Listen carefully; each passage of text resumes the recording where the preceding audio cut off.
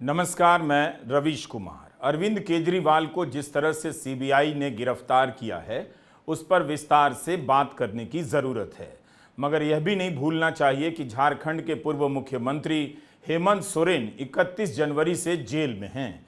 चुनाव सोरेन के लिए भी था, मगर उन्हें प्रचार के लिए भी जमानत नहीं मिली। पूरे चुनाव के दौरान हेमंत सोरेन जेल में ही रहे। पीएमएलए कोर्ट ने हेमंत सोरेन की न्यायिक हिरासत 11 जुलाई तक के लिए बढ़ा दी है। जेल और जमानत को लेकर जो हो रहा है उस पर बोलने और सोचने और देखने की जरूरत है। दिल्ली सरकार के एक मंत्री थे सत्येंद्र जैन, उनकी जमानत पर सुनवाई हो सके इसके लिए सुप्रीम कोर्ट को, हाई कोर्ट को आदेश देना पड़ता है कि 9 जुलाई को ही सुनवाई करें। जमानत पर सुनवाई अनिश्चित काल के लिए नहीं टाली जा सकती है। सुप्रीम कोर्ट के जस्टिस मनोज मिश्रा और जस्टिस SVN भट्टी को याद दिलाना पड़ता है कि बेल के मामले में समय पर फैसला बहुत जरूरी है। सत्येंद्र जैन सुप्रीम कोर्ट क्यों गए? क्योंकि दिल्ली हाई कोर्ट ने उनकी जमानत याचिका पर सुनवाई को 6 हफ्तों के लिए टाल दिया और 9 जुलाई की तारीख दे दी। सत्येंद्र जैन 30 मई 2022 से जेल में हैं। इतने में तो ट्रायल भी पूरी हो जानी चाहिए थी, लेकिन कई बार यह भी दिखता है कि जमानत टालकर या विरोध कर ही इन नेताओं को लंबे समय तक के लिए जेल में रखा जा रहा है। 20 जून को अरविंद केजरीवाल को ईडी के मामले में ट्रायल कोर्ट से जमानत मिल जाती है। ईडी दिल्ली हाई कोर्ट पहुंच गई और जमानत पर रोक लग जाती है। संजय सिंह, जो आम आदमी पार्टी से राज्यसभा के सांसद हैं, आरोप लगाते हैं कि ट्रायल कोर्ट का ऑर्डर अपलोड भी नहीं हुआ था। ईडी जमानत पर स्टे लेने हाई कोर्ट चली गई, स्टे मिला। इसके बाद केजरीवाल के वकील सुप्रीम कोर्ट जाते हैं तो सुप्रीम कोर्ट कहता है हाई कोर्ट का बेल पर रोक लगाना असामान्य बात है, अनयूजुअल है। बिना हाई कोर्ट के ऑर्डर की कॉपी के हम कैसे सुनवाई करें? सुप्रीम कोर्ट ने कहा कि हाई कोर्ट ने जो गलती की हम कैसे कर सकते हैं। हाई कोर्ट का आदेश पढ़े बिना हम फैसला नहीं दे सकते। अरे ट्रायल कोर्ट का ऑर्डर अपलोड नहीं हुआ, ट्रायल कोर्ट के आदेश की कॉपी नहीं मिली, उससे पहले हाई कोर्ट पहुंच गए। कभी आज तक भारत के न्यायपालिका के इतिहास में आपने ऐसा सुना हो तो बताइए। मैं चुनौती देके कहना चाहता हूं, किसी न्यायालय के आदेश की कॉपी तक नहीं मिली। आदेश में क्या लिखा है यह जज साहब को मालूम ही नहीं है, ईडी को भी नहीं मालूम है, और उससे पहले ईडी हाई कोर्ट पहुंच गई कि साहब केजरीवाल की रिहाई पर रोक लगाइए। ये क्या हो रहा है इस देश में? उसी दिल्ली हाई कोर्ट में केजरीवाल की जमानत याचिका पर व्यापक सुनवाई अभी भी लंबित है। इस बीच सीबीआई जाग जाती है और तिहाड़ पहुंच जाती है अरविंद केजरीवाल से पूछताछ करने, और अब केजरीवाल को 3 दिनों के लिए सीबीआई की हिरासत में भेज दिया गया है। मई के महीने में सुप्रीम कोर्ट ने केजरीवाल को 1 महीने के लिए अंतरिम जमानत दी थी ताकि वे चुनाव प्रचार कर सकें, लेकिन कोर्ट के सामने मूल याचिका तो यही थी कि उन्हें अवैध रूप से गिरफ्तार किया गया है। इस मामले में फैसला आना बाकी है, लेकिन आपको इसी तरह के एक और फैसले की याद दिलाना चाहता हूं। न्यूज क्लिक के संस्थापक और संपादक प्रबीर पुरकायस्थ को भी ईडी ने गिरफ्तार किया था। उन्हें जमानत इसलिए दी गई क्योंकि उनकी गिरफ्तारी अवैध थी। तो अवैध रूप से गिरफ्तारियां होती हैं, इसे भी साबित करने में अदालतों में कई महीने लग जाते हैं। प्रबीर पुरकायस्थ अक्टूबर 2023 में गिरफ्तार किए गए और 15 मई तक जेल में रहे। इतने दिन तो जेल में रहना ही पड़ा यह साबित होने में कि उनकी गिरफ्तारी अवैध थी। केजरीवाल की गिरफ्तारी अवैध है या नहीं, इस पर सुप्रीम कोर्ट के फैसले का इंतजार है। कब से? मई के महीने से। लेकिन उसी मई महीने में सुप्रीम कोर्ट ने प्रबीर पुरकायस्थ की गिरफ्तारी को अवैध माना, करार दिया और जमानत पर उनकी रिहाई हुई। प्रबीर पर यूएपीए और मनी लॉन्ड्रिंग की धाराएं लगाई गईं। यह किस एजेंसी का काम था? ईडी का काम था। जो ईडी अवैध रूप से एक संपादक को गिरफ्तार कर सकती है, वो विरोधी दल के एक मुख्यमंत्री को जेल में रखने के लिए क्या क्या कर सकती है, आप अंदाजा लगा सकते हैं। अवैध रूप से गिरफ्तार करने वाले अफसरों को तो कोई सजा नहीं हुई, लेकिन प्रबीर पुरकायस्थ को करीब 7 महीने तक जेल में रहना पड़ा। किसी को क्या फर्क पड़ता है और क्यों नहीं फर्क पड़ता है? आपसे कहा जाता है आप न्याय पर भरोसा कीजिए, करते भी हैं, करना भी चाहिए, लेकिन अन्याय करने वाली एजेंसियों के अफसरों को सजा क्यों नहीं दी जा रही है? हर केस अलग होता है, हर फैसला अलग होता है, लेकिन यूएपीए मनी लॉन्ड्रिंग के मामले में एक पैटर्न तो निकलकर आता ही है कि किसी को जेल में ही रखने का इशारा हो जाए तो कानून की धाराओं और आरोपों की कोई कमी नहीं। आपातकाल की याद दिलाने वाले अपने शासनकाल की इन करतूतों की कभी याद आपको नहीं दिलाएंगे। जिस प्रबीर पुरकायस्थ ने आपातकाल में जेल काटी, उन्हें किस बात के लिए अवैध रूप से मोदी सरकार के दौर में गिरफ्तार किया गया? क्या अवैध रूप से किसी संपादक को गिरफ्तार कर 7 महीने के लिए जेल में डाल देना आपातकाल नहीं है? किसी मुख्यमंत्री को और मुख्यमंत्रियों को जेल में डाले रखना क्या आपातकाल नहीं है? पिछले कुछ सालों में हमने देखा है कि जो ये यूएपीए और पीएमएलए के केस हैं, उनमें कोर्ट्स के 2 तरीकों के अप्रोच रहे हैं। एक जिसे हम आईज वाइड ओपन और आईज वाइड शट अप्रोचेस कहते हैं, बिल्कुल अपोज्ड हैं। एक अप्रोच ये है कि अगर स्पेशल सेल या सीबीआई या ईडी ने साजिश का आरोप लगाया है कि इन सब केसेस में साजिश का ही आरोप होता है, और अगर उस साजिश को लेकर विशिष्ट सबूत नहीं है तो कोर्ट अपने आप ही जो सबूत नहीं है, जो गैप्स हैं, तो कोर्ट उनको उन गैप्स को भर देगा। जैसे कि उमर खालिद के केस में आरोप यह था कि रायट्स होने के बाद लोगों के बीच में फ़ोन कॉल्स हुए और ये साजिश का सबूत था। कुछ बताया नहीं गया कि इन फ़ोन कॉल्स में क्या कहा क्या नहीं कहा, तो कोर्ट ने अपने आप मान लिया कि ये साजिश का सबूत है। तो ये है आईज वाइड शट अप्रोच, जब कोर्ट जो भी सीबीआई या ईडी या स्पेशल सेल बोलता है, उस कोर्ट उस बात को मान लेती है बिना निगरानी किए। लेकिन जो आईज वाइड ओपन अप्रोच है, उसमें कोर्ट इस सब की निगरानी करती है और कोर्ट बोलती है कि अगर आपके केस में गैप्स हैं, अगर सबूत विशिष्ट सबूत नहीं है, तो हम बेल देंगे। तो जो केजरीवाल का केस है वो ट्रायल कोर्ट और हाई कोर्ट में आप देख सकते हैं वो eyes wide open eyes wide shut approach. Trial court में उनको बेल दी गई है कहकर कि विशिष्ट सबूत नहीं पेश किए गए हैं, तो जो प्राइमा फेसी केस है वो भी नहीं बनाया गया है। आप दर्शकों के पास कोई चारा नहीं है कि इन मुद्दों को समझने के लिए मेरा यह लंबा वीडियो देखें। जो मुझसे छूट जाता है उसकी भी आप तलाश कीजिए, और जो बता रहा हूं वो धीरज के साथ देखिए कि अगर किसी पत्रकार, संपादक या मुख्यमंत्री के साथ ऐसा हो सकता है तो आप भी सुरक्षित नहीं हैं। यह आपकी सुरक्षा और प्रगति का मामला है, इसलिए आपको धीरज के साथ यह वीडियो पूरा देखना चाहिए, शुरू से अंत तक।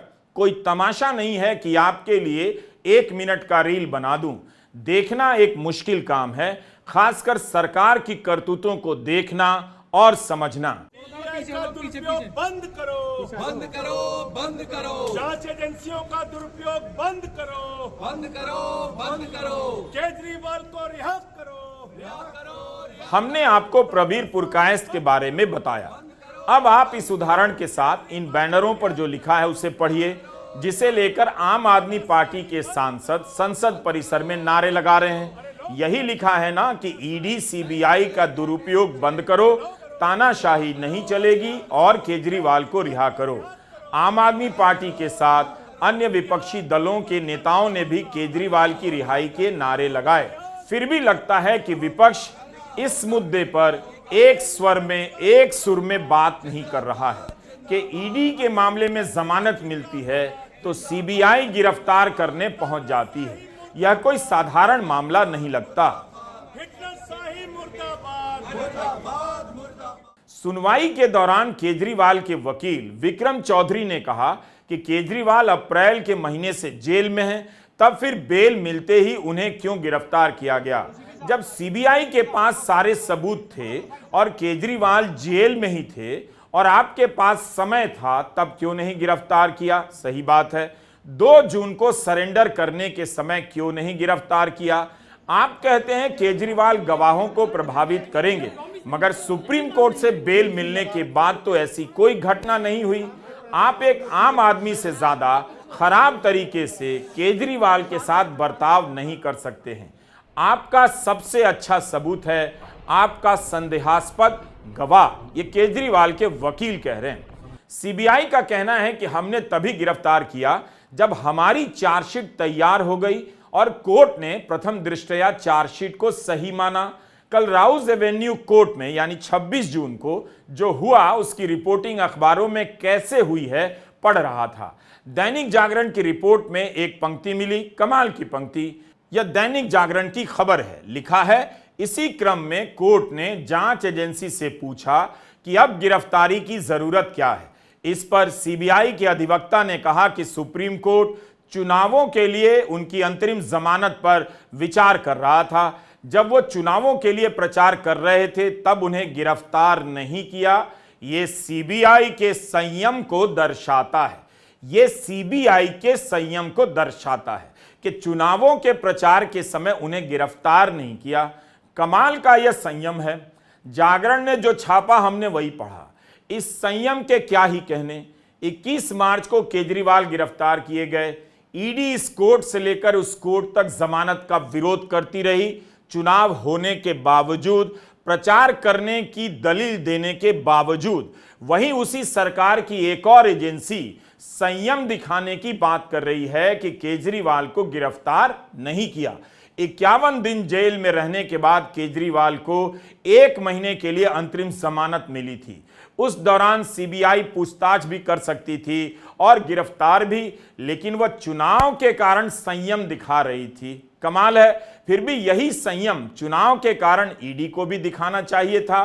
दिल्ली के राउज एवेन्यू कोर्ट के जस्टिस अमिताभ रावत ने हिरासत का आदेश देते हुए कहा कि गिरफ्तारी की टाइमिंग पर संदेह किया जा सकता है, मगर इस कारण इसे गैर कानूनी नहीं कहा जा सकता। राउज एवेन्यू कोर्ट ने केजरीवाल को 3 दिनों की सीबीआई हिरासत में भेज दिया।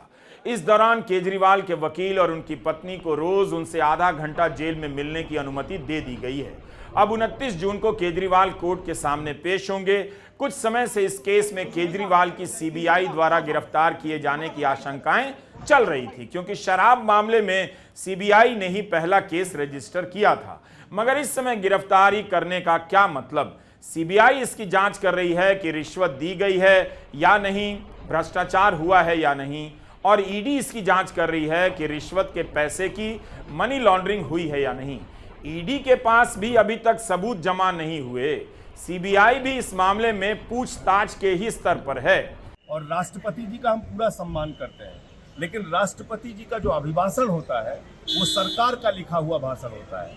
उस सरकारी भाषण में वो लोकतंत्र को लेकर बड़ी बड़ी बातें कहेंगे, उस सरकारी भाषण में वो संविधान को लेकर बड़ी बड़ी बातें कहेंगे, लेकिन जो सच्चाई है जमीन की, पूरे देश में भारत के संविधान और लोकतंत्र को कुचला जा रहा है।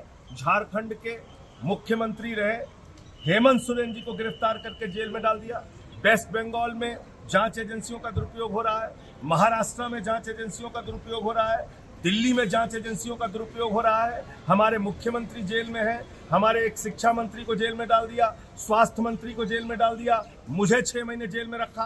तो इस सारे सवालों को लेकर आज हम लोग यहाँ पर इकट्ठा हुए हैं और हम लोग सरकार के लिखे गए भाषण का बहिष्कार कर रहे हैं। इसकी राजनीति को आप समझिए। दिल्ली शराब नीति के मामले में मगुंटा श्रीनिवासलू रेड्डी सरकारी गवाह बन गए हैं। इन्होंने केजरीवाल से मुलाकात की थी और उसी बैठक में कथित रूप से सब तय हुआ। यही बार बार अखबारों में छपता जा रहा है, लेकिन अभी तक कोई ठोस सबूत नहीं है। आखिर अगर रिश्वत दी गई थी तो किसी को इस शराब नीति से फायदा भी हुआ होगा। रिश्वत देने वाला भी अपराधी है, उसी को हुआ होगा फायदा जो सरकारी गवाह है, जिसने केजरीवाल से मुलाकात की, लेकिन उनके बारे में तो पूछताछ की खबरें भी नहीं आती। क्या यह कहीं लिखा है कि जो सरकारी गवाह बन जाएगा उसे जेल से आजादी के साथ साथ अपराध से भी आजादी मिल जाएगी? मगुंटा रेड्डी आंध्र प्रदेश के प्रकाशम से लोकसभा का चुनाव जीत चुके हैं। टीडीपी के समर्थन पर मोदी सरकार टिकी है। यह 26 जून की तस्वीर है। मगुंटा रेड्डी और टीडीपी के सांसदों ने प्रधानमंत्री नरेंद्र मोदी से मुलाकात की है। हमारा सवाल है कि क्या इसलिए अब शराब नीति के मामले को जिंदा रखना जरूरी हो जाएगा ताकि टीडीपी और उसके सांसद मगुंटा रेड्डी अपनी हदों में रहें और समर्थन को लेकर किसी तरह की गड़बड़ी ना करें। मगुंटा रेड्डी ने लोकसभा में बतौर सांसद शपथ ले ली है। बीजेपी और टीडीपी ने आंध्र प्रदेश में एक साथ चुनाव लड़ा था। I, Magunta Srinivasul Reddy, having been elected a member of the House of the People, do swear in the name of God that I will bear the truth, faith and allegiance to the Constitution of India. Court की सुनवाई के दौरान केजरीवाल ने अपना पक्ष रखा। हम live law में दिए गए उनके बयान को पढ़ रहे हैं। उन्होंने कहा कि सीबीआई के सूत्रों से मीडिया में चलवाया जा रहा है कि मैंने एक बयान दिया है कि मनीष सिसोदिया इसके दोषी हैं। मैंने ऐसा कोई बयान नहीं दिया।